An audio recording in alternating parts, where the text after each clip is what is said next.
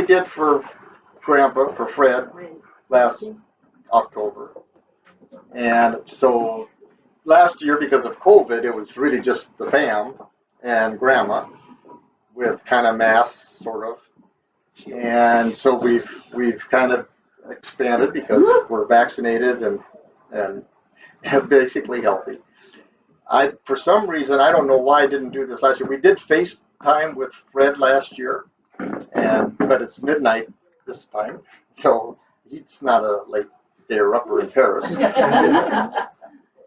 So we're videoing it so we can send him a YouTube link, and I don't know why we didn't do that for Heather and Judy last year, but we didn't. But they'll have access to this as well. So the kind of the program here today is Dennis is going to open us with prayer. Lane's got a little bit of stuff to say. I've asked Vicki and Alicia not, because Alicia's the most like Vicki. They will talk endlessly, not to really contribute to the talking today. Sometimes, yeah. Battery power on the laptop. Yeah. Well done. Yeah. Well done. We do want to go home at some point. Yeah. But after we each have a little bit, we have an opportunity for anybody that would like to say, and there's absolutely no pressure. But if you have something you would like to share with the group, we're open to all of that. And then after when you finally finish talking, there's actually food. So and more wine, and there's drinks or whatever you want as we go along here. So again, I feel so blessed that you all were. There you go.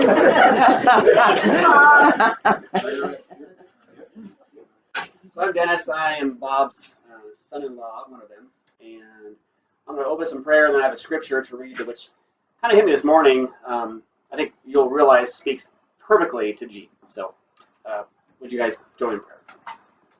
Thank you, Lord, for this beautiful day to celebrate Jean and her life. We thank you for the memories we have of her and the way she's impacted all of us, and help us just to reflect on that and know that she is definitely in spirit with us here today. Welcome her into your wonderful arms, and may we reunite one day with you. In Christ's name, amen. Amen. So this is from Proverbs 31, and it's actually from the Message, which is more of a contemporary version, not meant to be used for study, but it's kind of meant to be more for just gatherings like this. And so this is a proverb about a good woman. And if you listen carefully, which I don't think you'll have a hard time doing, you'll see Jean reflected in much of this. So a good woman is hard to find and worth far more than diamonds. Her husband trusts her without reserve and never has a reason to regret it. Never spiteful, she treats him generously all her life long. She shops around for the best yarns and cottons and enjoys knitting and sewing. She's like a trading ship that sails to faraway places and brings back exotic surprises. She's up before dawn, preparing breakfast for her family and organizing her day. She looks over a field and buys it. Then, with money she's put aside, plants a garden. First thing in the morning, she dresses for work, rolls up her sleeves, eager to get started.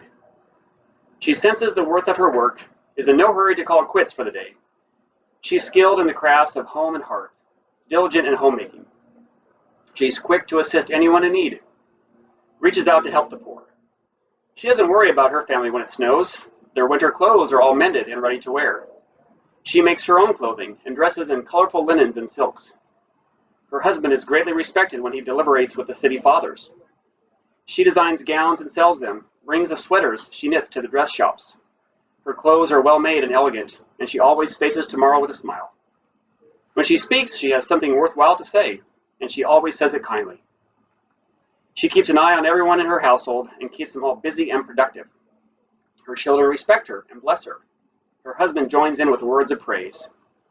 Many women have done wonderful things, but you've outclassed them all. Charm can mislead and beauty soon fades. The woman to be admired and praised is a woman who lives in the fear of God. Give her everything she deserves. Festoon her life with praises. Thank you very much.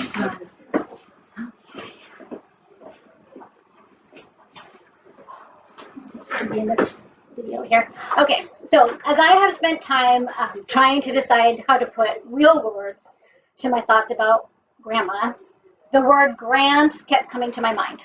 She was my grandmother, and she was the great-grandmother to my children. The definition of grand is this: highly ambitious, idealistic, magnificent, or splendid. And truly, Grandma Jean was all of those things. She was an ambitious mother to her children, and a magnificent and splendid grandmother to each of her grandchildren and her great-grandchildren. I'd like to read her obituary for you. Jean Gramann was born November 11, 1923 in Delta, Utah, to Fawn and Edna Groning, and died August 23, 2021 in Utah. Her father died when she was an infant, and the family spent her early years in Utah. She had many stories of adventures with her older sister and brother, Mildred and Bud, such as the three of them camping alone for a week at a time, or killing rattlesnakes with rocks. After her mother married Ralph Fuller, the family moved to Seattle. There, Jean attended Cleveland High School and in study hall one day met Fred Gramann, beginning a romance of 79 years.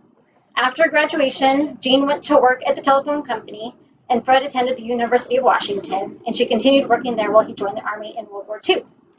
They were married June 11, 1943, over the objection of her father and the skepticism of the minister, who stated, "It will never last," a not so insightful prediction of a marriage that lasted 77 years until Fred's passing last year.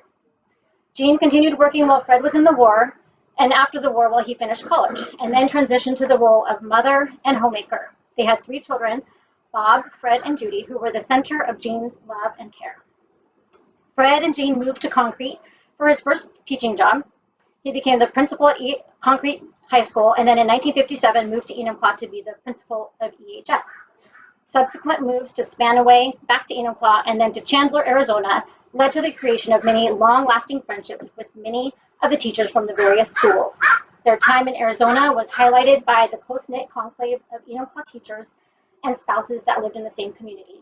They returned to Enumclaw for the last decade to be nearer to family. Jean was a consummate homemaker. She loved gardening, quilting, and sewing. She was a competitor who loved games, such as bridge and other card games. Her children, grandchildren, and eventually great-grandchildren all learned that if you won a game with her, you really won because she did not let you win. She loved children, and much of her charitable donations were for various children's causes. Jean and Fred had a strong Christian faith and were longtime members of Calvary Presbyterian Church. Jean was preceded in death by her husband Fred, granddaughter Nicole, and great-granddaughter Jay Brianna. She is survived and dearly missed by sons Bob, wife Vicki, son Fred, wife Nancy, and daughter Judy, and her grandchildren Lane, Dennis, Lance, Stephanie, Alicia, Wade, Ben, Stacy, and Heather, and her great-grandchildren Caden, Tegan, Carter, Jaylee, Jaden, Sutton, Hudson, Adley, Ellie, Noah, and Emil. As a person of faith, I believe that God uses our relationships with people here on this earth to reveal, or for many purposes. And one of those purposes is to reveal some of his character to us and who he is. And in scripture we read that we love because he first loved us. And our love is a response to the love that we experience. Our love is made possible by the love that we experience. And Jean put flesh to this for me, living it out in her own life and in the lives of all of us sitting here.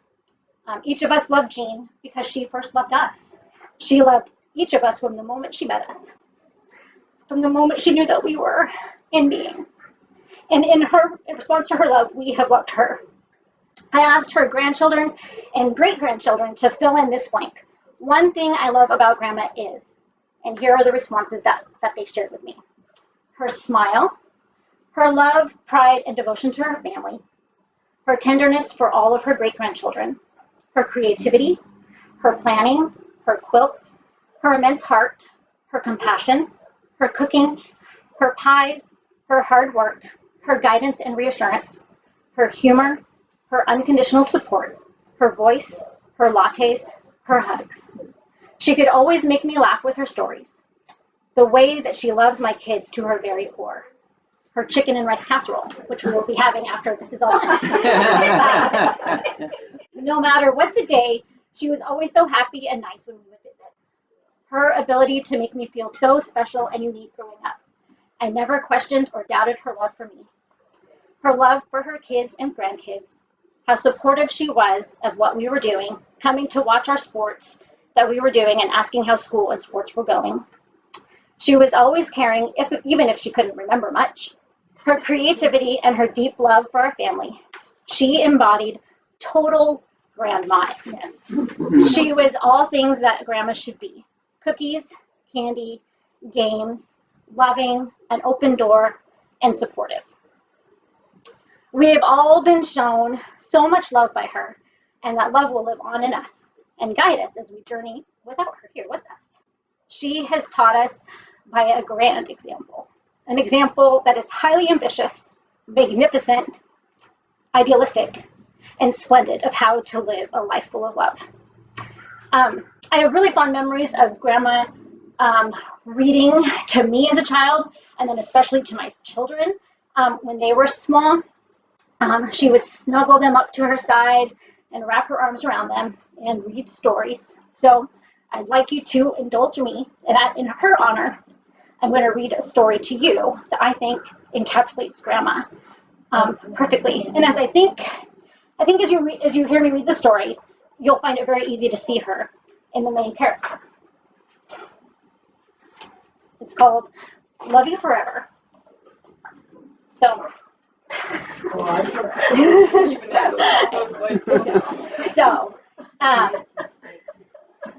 a mother held her new baby and very slowly rocked him back and forth, back and forth, back and forth. And while she held him, she sang, I'll love you forever, I'll like you for always. As long as I'm living, my baby you'll be. Well, that baby grew. He grew and he grew and he grew. He grew until he was 2 years old, and he ran all around the house. He pulled all the books off the shelves. He pulled all the food out of the refrigerator, and he took his mother's watch and flushed it down the toilet. Sometimes his mother would say, this kid is driving me crazy. But at night, when that 2-year-old was quiet, she opened the door to his room, crawled across the floor, looked up over the side of his bed, and if he was really asleep, she picked him up and rocked him back and forth, back and forth, back and forth. And while she rocked him, she sang, I'll love you forever, I'll like you for always. As long as I'm living, my baby you'll be. The little boy grew. He grew and he grew and he grew. He grew until he was 9 years old, and he never wanted to come in for dinner. He never wanted to take a bath. And when Grandma visited, he said bad words. Sometimes his mother wanted to sell him to the zoo. But at nighttime, when he was asleep, the mother quietly opened the door to his room, crawled across the floor, and looked up over the side of the bed. If he was really asleep, she picked that 9-year-old boy up and rocked him back and forth, back and forth, and back and forth. And while she rocked him, she sang, I'll love you forever, I'll like you for always. As long as I'm living, my baby you'll be. That boy grew. He grew and he grew and grew. He grew until he was a teenager. He had strange friends, and he wore strange clothes, and he listened to strange music. Sometimes the mother felt like she was in a zoo. But at nighttime, when that teenager was asleep, the mother opened the door to his room, crawled across the floor, and looked up over the side of the bed. And if he was really asleep, she picked up that great big boy and rocked him back and forth, back and forth, back and forth. And while she rocked him, she sang, I'll love you forever, I'll like you for always. As long as I'm living, my baby you'll be. The teenager grew. He grew and he grew and he grew. He grew until he was a grown-up man. He left home and got a house across town. But sometimes on dark nights, the mother got into her car and drove across town. If the lights in her son's house were out, she opened his bedroom window, crawled across the floor, and looked up over the side of his bed. And if that big man was really asleep, she picked him up and rocked him back and forth, back and forth, back and forth. And while she rocked him, she sang, I'll love you forever, I'll like you for always. As long as I'm living, my baby you'll be. Well, that mother, she got older. She got older and older and older. And one day she called up her son and said, you'd better come and see me because I'm old and sick. So her son came to see her. And when he came in the door, she tried to sing the song. She sang, I'll love you forever, I'll like you for always. But she couldn't finish because she was too old. The son went to his mother. He picked her up and rocked her back and forth, back and forth, and back and forth. And he sang this song, I'll love you forever, I'll like you for always. As long as I'm living, my mommy will be. When that son came home that night, he stood for a very long time at the top of the stairs. Then he went into the room where his very new baby daughter was sleeping. He picked her up in his arms, and very slowly rocked her back and forth, and back and forth, and back and forth. And while he rocked her, he sang, I'll love you forever. I'll like you for always. As long as I'm living, my baby you'll be. And so I say to my grandma, we'll love you forever. We'll like you for always. And as long as we're living, our grandma you'll be.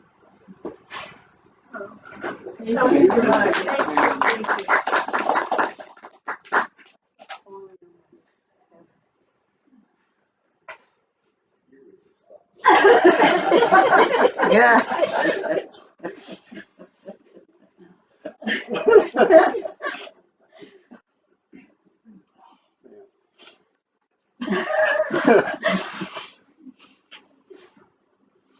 Tears are okay. Mhm. Laughter's okay. It's all good. The things I wanted to say about my mom.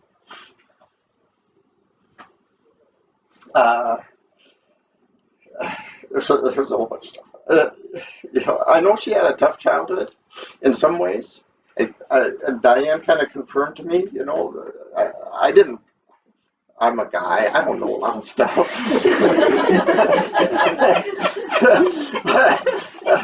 I knew her. I knew that her stepfather, whatever he was, the second guy that after Fawn died when she was a baby, was a mean old SOB. Burned their kids' pictures. He told us. So I didn't know that. But I knew. I think that I believe that he was very abusive, and so she had a tough time with that, and I think that bothered her for a long time. I mean, it made her whole life. But the things from her childhood that she loved and enjoyed were her siblings. Bud and Mildred she loved them forever. And it was reciprocal, so that was great. And because of that, we had a relationship with my cousins that was super special. Even though we don't see each other, I just know there's a connection. It goes without saying. And the things that she talked about, that I put in the obituary, she told these stories about. I can't believe that when they were little kids, they would go camping for unattended for weeks at a time. But I guess I see it with Adley and Ellie all the time. They're always going off by themselves. And, parents never check in on them, so it must be genetic. The second thing was that her I don't know when. I don't know. I don't really know at what point in her life she became a Christian, but it was always there as long as I knew her.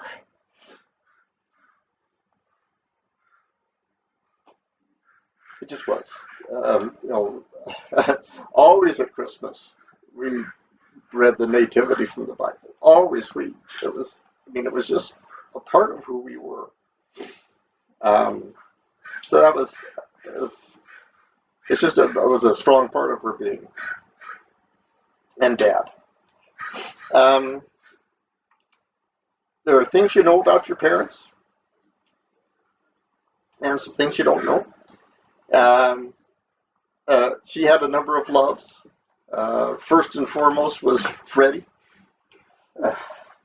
Meeting in study hall, and for 79 years, whatever, after that, it was, they were practically joined at the hip. You can't really think about one of them without thinking about the other. She had some great friends. And having Susie and Kathy here today can attest to that. Yeah, exactly. I told Susie this a couple months ago. We were in Arizona, or in California with Sutton playing soccer, and she was off with the team. But the Kelseys and Vicki and I went to breakfast after the game, and there was this outdoor place with all these parakeets. Huge. It was about the size of this room, full of parakeets. and they're flying around, and there's a couple of them kind of fighting each other and having it out. And I'm talking to Buddy about this, and we said we had a parakeet when I was growing up, and it was Buddy. And actually, I don't think we were his original owner, because when we got him, he could say a lot of stuff. But I think he had like 100 different phrases that he could say. But my father taught him to say, "There goes Jean and Arlene," because Jean and my mom and Kathy and Susie's mom were like this, and whenever they had a chance to get out of concrete, which why would you not want to get out of concrete? They were on the road. So it was such a perfect encapsulation of their friendship, and and then all the other friends that they had at their time in Arizona after retirement. That was such a blessing. The community that they had there of close friends, and it was just it was a very special thing. She loved quilting. Lane had this quilt that Grandma gave you. And if it was a reward winner at the King County Fair. She made quilts for the kids. She loved that stuff. She loved gardening. Most of the stuff along here was stuff that she planted. But when we bought this 26 years ago. Well, she had never been here till last year. Exactly. Sadly, she had never been here by then. She forgot that she did. Why did you keep this from me? Why didn't you tell me about But she enjoyed gardening so much that even when she was not capable of walking well or having balance, she would still go out in the garden and fall down and wait for Grandpa to help her and find her, because she wouldn't quit doing that stuff because she loved it so much. And she loved kids and babies. Sometimes a little too much. Sometimes where it might be slightly annoying to those babies' parents. Like when we were come to visit them with a relatively newborn daughter, and who whimpered in the middle of the night, and the door slams open and she comes racing in to see what the problem was. With the mother laying there in bed with the father. They didn't know any of this. Was only told of it because he didn't wake up. But that was something that and then this already there's been so much said with what Dennis read in the passage, and with Lane reading that stupid book, because it's been said that I was a little bit spoiled, which is clearly untrue, but because my mother rocked me every night until I was 5 years old or something. I don't know. Did you say 25? I can't remember. I don't remember when it stopped, but I don't know why it stopped. But it touched my heart so much. Because at the end, Vicky and I would go see her all the time. All the time. And we knew she loved us. But there wasn't much there. we one morning, because the Kelseys were busy, we had Hudson. And after breakfast, we go in there. Take her and she's sitting at the breakfast table. And it's like this enormous light comes on. She sees this young person she loves. The nursing assistant that was there, I started crying. She said, she's never acted like this. She was so excited. And then when Ellie and Sutton and Adley and the whole family came to see her a couple weeks later, and it was like the light comes back on. it wasn't there much, but when she saw a young kid, and she wanted to know how school was, didn't she? School was important. We don't remember a lot of other stuff, but we remember to ask about school. She was the other thing. This doesn't really fit in things that you know about your parents, except she was a typical mom. So she was the kind of the butt of some jokes. Because who are you going to make fun of if you're not going to make fun of your mom, right? And most of you have probably heard, but it's just, I think it's one of my all-time favorite stories of us at Lake Spanaway water skiing with my mom. My mom trying to learn how to water ski.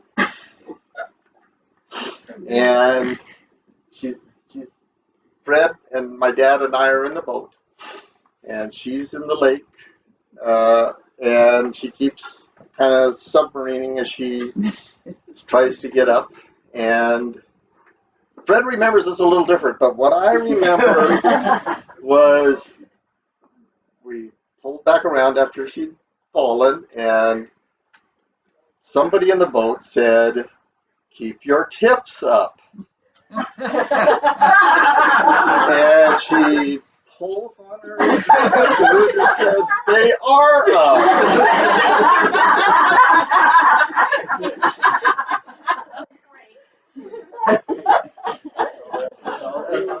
You know, that was my mom. And there's things you don't know about your mom or your parents. That I guess it's been like 3 or 4 years now that they had their 75th wedding anniversary, and my father wrote an article to submit to the local paper about their 75 years of marriage, and I don't remember if it was in the form of an interview or if he just volunteered that one of their favorite things was dancing. No, they said, what do you think keeps your marriage together? Thank you. Yeah. Dancing. We didn't even know they danced. We didn't have a clue that they danced. I could have named a million other things, and not dancing would never have been in the top 1,000. Yeah. Alicia says dancing.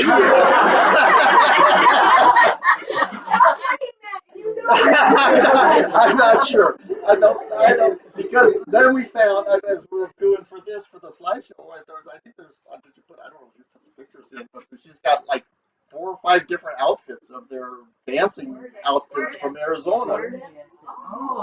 We never knew. I mean, it was. There are mysteries still, even after all these years.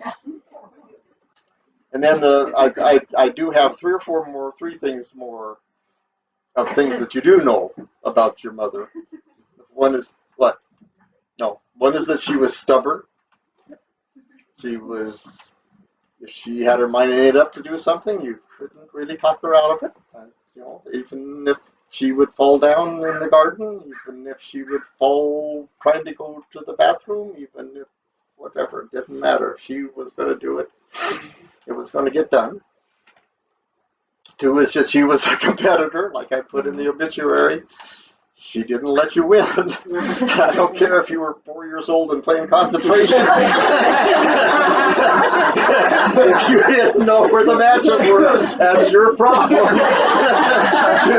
and somehow, I don't. It's skipped my generation, but it seems to have shown up in some of the next generation of the family. They're slightly competitive at times. And then the final thing is that family was first and foremost for Gina Fred. And Mom, I put a scrapbook in there, and I mean, you can look at it whenever or not, but she kept newspaper articles of all of us, of stuff that we've done. You would never know. But I mean, it's there because you were we were important. And of course, we all knew that she loved us. I mean, that's just one example. But family was the number one thing for us, and I think that um, it has led to a legacy of love. 3 weeks ago, Ben came as Grandma was getting ready to pass, and we were talking, and he's talked to Grandma, and it hit me that the love that this family has is so deep, and there aren't really any knuckleheads here. It's really good people. Well, okay, one or two.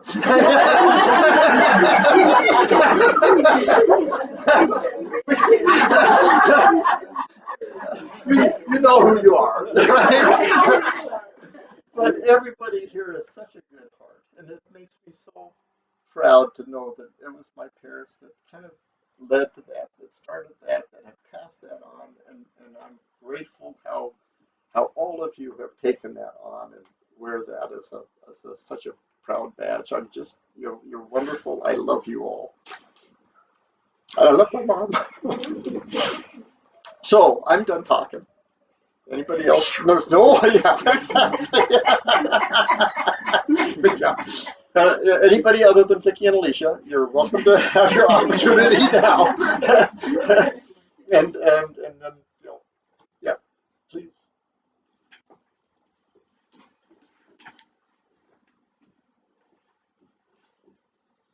My name is Susie, and the Gramann family and the Gillis family grew up together. I've known Bob and the Gramann since I was 5 years old, and my sister was 3 years old. And I consider Jean and Fred my second mom and dad. They just were. They were like my mom and dad, second mom and dad. When we were in concrete together, as Bobby said, we just had all kinds of getting to know and making memories and going to school first days. And Jean would always make sure that we were walking together. Bob and I were walking together, and Fred and Kathy were walking together to school. And she would watch because they lived up on a hill, and I could see where we were walking to school, care for us that way. When the Gramann family moved to Enumclaw a couple years later, because my father was a teacher, we then moved to Enumclaw. So our relationship then continued. Camping trips and dinners and fun times around the piano with Fred playing. And for my fourth grade, I was in the fourth grade, and it happened to be my birthday, and Jean gave me my very first album in those days, which I guess you call them vinyl now, but anyway, album. And it was Barbra Streisand, People, and I was just blown away. I was just thrilled, my first album. And she just talked to me about Barbra and music and everything. To this day, Barbra Streisand is one of my very, very favorite artists. That's amazing. My mom also had memory problems and also suffered from Alzheimer's. And Jean and Fred would come and visit her in her facility. And more than the visits, Jean would send her cards. Remember her cards that she made? She would send cards all the time. They were beautiful. And my mom, when she would receive Jean's cards, would, like you were saying, recognition. She saw that. She saw that it was Jean's cards. And that meant so much, very, very much. Thank you for inviting us today. I feel so much a part of this family, and thank you for making me feel that way. It's such a great loss, and I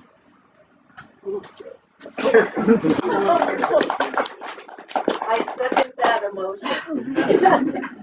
And I remember her rice and chicken casserole on Sundays when we'd have Sunday dinner at your house.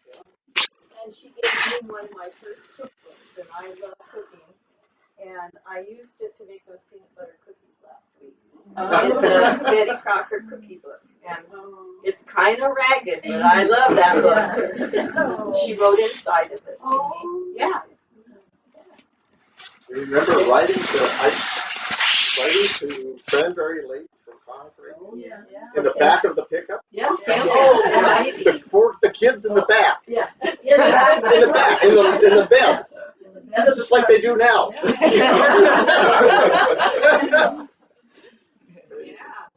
camping. Yeah. With the Groaning sisters. Yes, Yeah. exactly. Yeah. They were there too. Yes, exactly. You would come from Seattle. We got to come up one time. Twins, Diane and Denise, went first on the train from Seattle. That was big, believe me. And then I guess you got to Mount Vernon or something. Yes. And Aunt Jean and Uncle Fred pick them up, and then it was Jeanette's and my turn to go. And Denise that got off the train with this whole big sack of rocks. She had collected rocks. It was a suitcase. Yeah, you each had a suitcase, and hers, I actually carried the suitcase. And she had the clothes, and I had the rocks. But those were special because they were from you know. And wasn't the railroad tracks right across the street from your house, from that farm? Yes. Yeah. Yeah. Yeah, that was the Yeah. second house that you lived in. Yeah. Yeah. Yeah. Yes, and Jeanette and I had a great time up there. We got to be there for a week too. And Aunt Jean was just so special to us. I remember one Christmas, she made us all a blouse. And my mom didn't sew at all, so she was lucky if she could mend anything. But Aunt Jean made us these blouses, and they just meant so much that she had spent all that time choosing nice fabric and blouses for us. And then we remember going to Enumclaw, to the big house for Thanksgiving for so many years, and those rolls that Aunt Jean would make for Christmas or for Thanksgiving, I should say. And so when I got married, and not the first years, but when my kids were born, I decided I was going to try to make those same kind of rolls. And the first time I made them, they turned out great. And so my two kids make those rolls. Diane and Jeanette they make them too. And we all remember it because they taste to us. They just taste just like Aunt Jean's. It might not look like hers, but That's right. Well, it's looking like. no, yeah, I don't think we could ever match. See it on the line. And then, go ahead, Diane. We would, before we would leave, and I'm sure they were thrilled when we finally did leave, because I remember running around upstairs, up and down the stairs on Thanksgiving, but we always steal the extra rolls. Well, I think Eat them on the way We home. wouldn't even get out of town before we were eating them. Well, you'll have to share that recipe with the rest of us. Okay. And you guys share the chicken and casserole. Yeah. Vicki knows. Did you make it, Vicki? Chicken rice. It's in the oven. Oh. I don't have a good Well, I mean, I don't know where she got it, but to us, it's Grandma Jean. There's one. Well, she actually did two. She did one with French onion soup on it, and then she did the one that I did. We hope that's that recipe.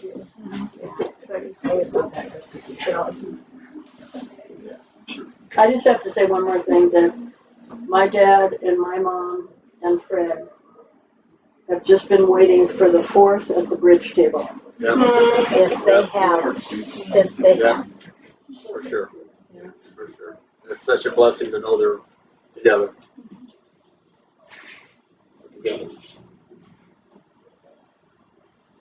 I'm not talking. No, we just not talking. Let's do the slideshow. Yeah, I'll just say a quick thing too. No. Yeah. So Ben, Fred's son, I know you all love seeing all the faces, especially I always love seeing your faces. I love reconnecting with all.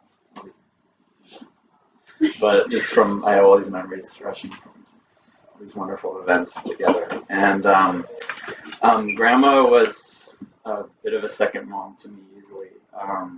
She opened up a whole world of the U.S. for me because I grew up in France, and so I grew up just blocks from the Eiffel Tower. It's one of the most beautiful cities in the world easily, and there was only one place I would think of all year long, which was my trip to Enumclaw every summer. And it meant so much to get there, and so that was like the most anticipated thing every year. And get ready, get on this 14-hour double flight, with a connection, and that final flight to SeaTac was magical. So the sun was always setting, and I would arrive late at night, and I was the last one off the plane, and Grandma would be just standing there, and she just gave the best talks. And Grandpa was like, all right. But Grandma was, her eagerness was just so strong, and those were always the beginning of wonderful summers. And wake up the next morning all bright, and the breakfast was all laid out, and she just treated me so well. And was a wonderful guide in life. And so those were my first memories as a kid in the summer, and then beyond that, as a teenager, and my you guys remember that, my rough and metal years. She never judged, never said a side word. She was just like, well, need to cut your hair. She I did that years later. That was in the last decade, but I would have my hair in a ponytail, and I would just let it down. And then she would put her head up and go, and she would just make this. She wouldn't say it.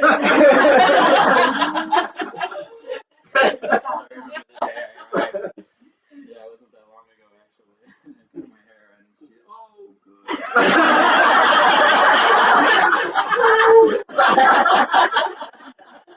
my gift to her. She was so loving, and the whole chapter in Arizona. So college happened, and I call her, and she would always just say the nicest, like, you got this, you can do this, you're doing great.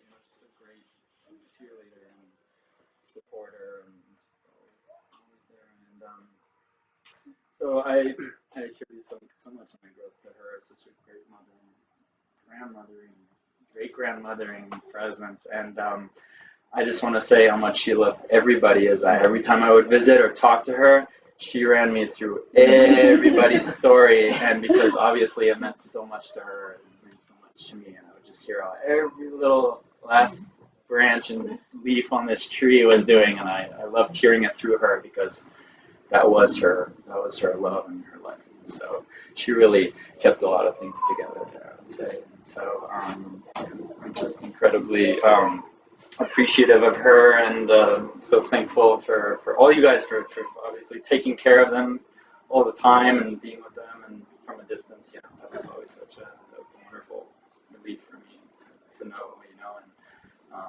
so there you go. She's in all of us. I can see all their faces. I can hear all their sounds. It goes on. Yeah. So yeah. Thank you for being on together.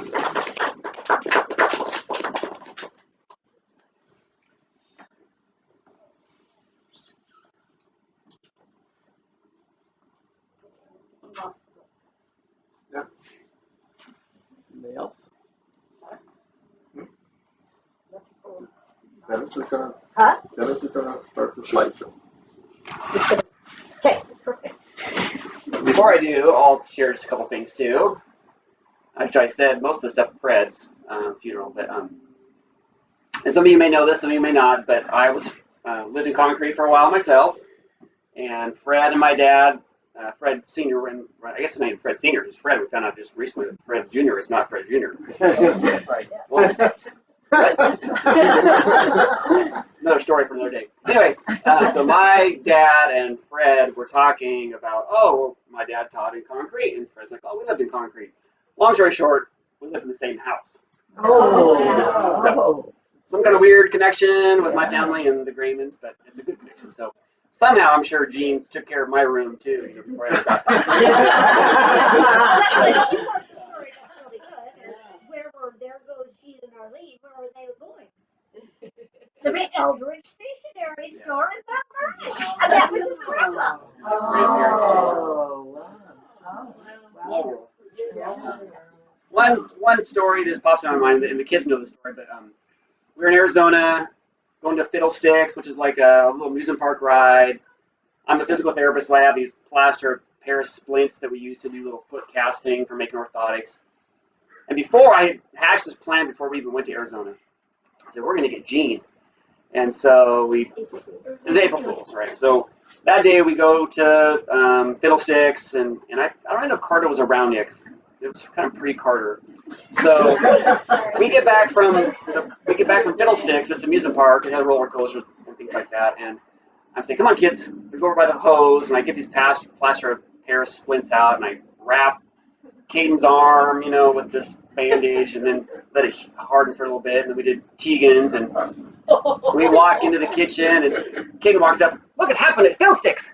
He's like, oh honey, I'm so sorry. Did you break your arm? Or you at the hospital? And then Tegan comes in and goes, I did too. And of course, Jean starts crying. Like a grandmother should do when she takes two of her great grandchildren to take their arms at the amusement park. So I felt a little too far.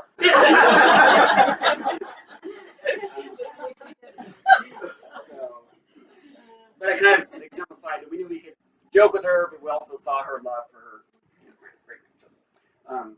I had the privilege last year of doing a slideshow for Fred. Did one for Jean. Much of the music is the same. Much of the pictures are the same. When you live for 97 years and you're together for 79, you're going to have a lot of pictures of the same people at the same time. So I felt kind of cheap doing that. Like, I'm just using the same slideshow, just kind of plugging in some different pictures. I hope you enjoy it. It's not her whole life, for sure. And it doesn't include everybody in her life, for sure. But it's what we have. It'll be available on YouTube. We'll put a link out there if you want to view that. It also has the link for Fred's is available too if you'll want to watch that from last year. The very end is a special little video that took place here last year during Fred's memorial service. So hopefully the volume is loud enough, but if it's not loud enough, there's a little quote at the end of what she says, which I think is kind of apropos for her life.